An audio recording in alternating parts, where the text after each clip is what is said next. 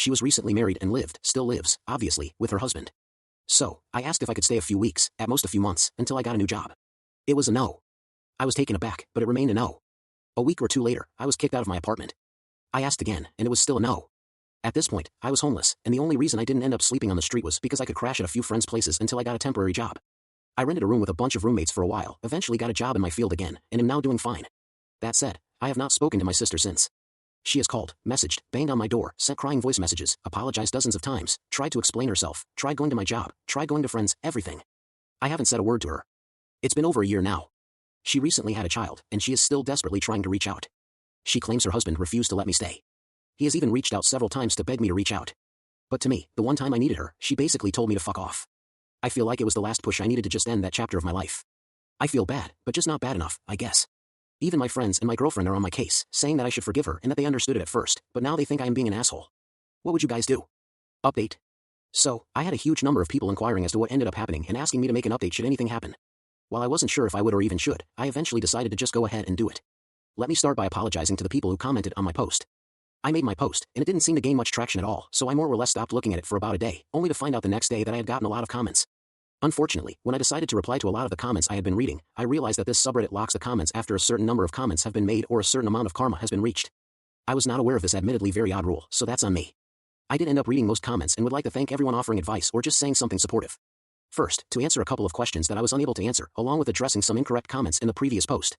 The first few no's were without reasonable explanation. I was not aware of her given reason that her husband was not okay with it until later. She did not know she was pregnant when she declined, and most of it happened before she would have even been pregnant in the first place. Most of this took place over a year ago, as I even mentioned in the post. I am not an anti-vaxxer or dirty or anything like that. There were quite a few comments that theorized this would be the case for her refusal. I got my 2 vaccination shots the moment I could, and while my personal hygiene is not exactly anyone's business, I shower once a day and my apartment is spotless.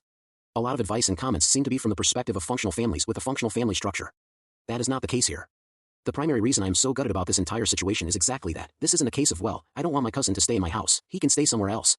This is a case of me having sacrificed my entire youth and a significant portion of my early adult life for someone that I played no part in creating or have any parental responsibility for.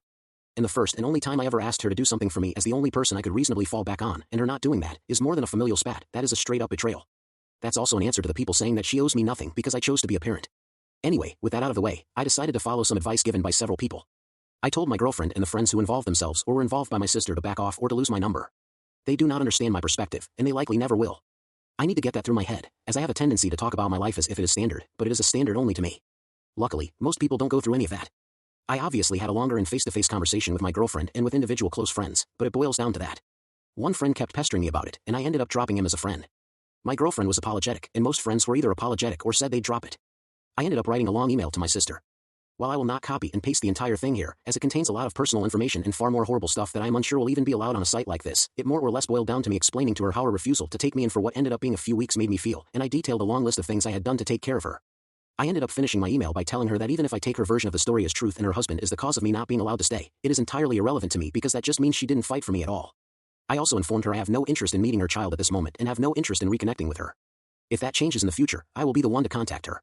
I told her to let this be a lesson to her, as it has been a painful lesson to me. Boiled down, I have decided to move on and keep the door open just the tiniest of cracks. She has responded a lot since that moment, and she seems unable to accept it, but I have not responded since.